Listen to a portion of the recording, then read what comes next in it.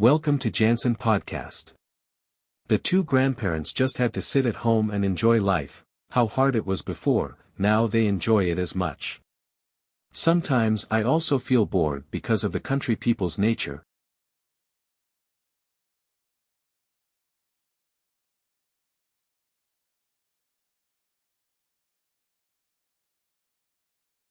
If they do not sit and eat, they will also feel uncomfortable.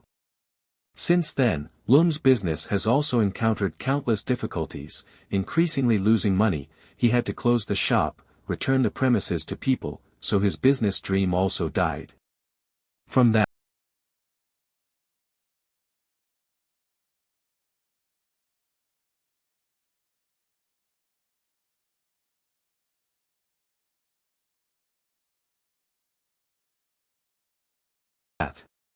his family fell into unprecedented difficulty. Even the house ran out of rice but had no money to buy it, had to borrow from neighbors, but not everyone was generous enough to lend it all the time.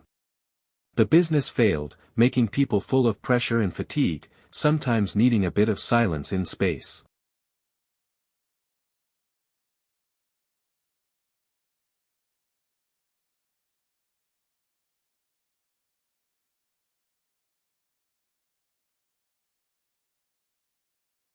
On the road, the car horn is blaring, the surrounding is talking loudly, so many unpleasant things are stuffed into its head. Now he just wants to go back to living a simple life in the hill country.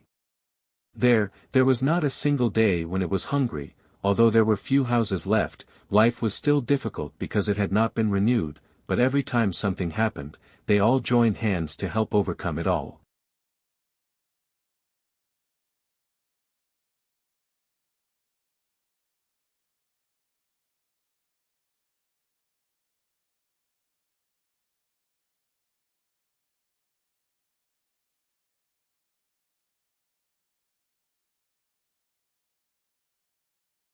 Many nights lying with his hand on his forehead thinking, 2 lines of tears flowed down his face.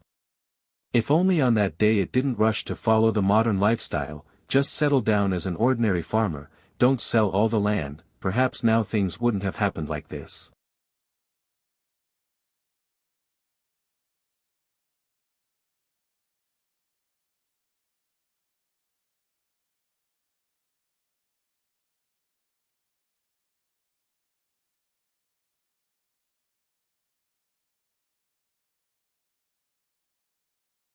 Seeing his parents emaciated and worried about the family's economy, he became more and more sad. That day in the hill village, although it was small, it was strangely peaceful.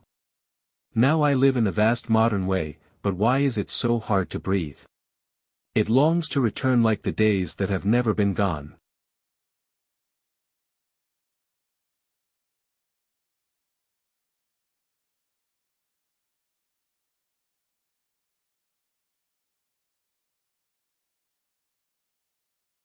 Today he returned to visit the mound. Since he has never returned, seeing the house on stilts still intact, his heart suddenly throbbed with sadness. What else is there, besides the residential land with a house on stilts for sale? He used to live here, his childhood was peaceful and happy. I remember the day he criticized this place, wanted to leave as soon as possible, but now I come back and feel sorry for this place. The sorrel tree on the side of the house has existed ever since. From the time he was 9 years old, when he was naked in the rain with his friends, the sorrel tree has grown over his head. Now taller than a corrugated iron roof, having gone through many hardships.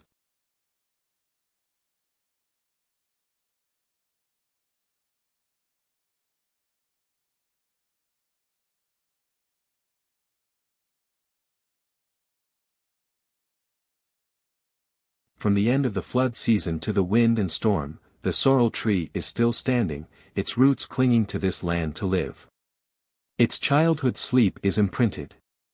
At noon in the summer, the sound of the hammock swinging under the sorrel tree, the wind of the mound, brought the dried tamarind leaves down, like a fan lulling it to sleep, blowing into the soul the cool taste of the countryside.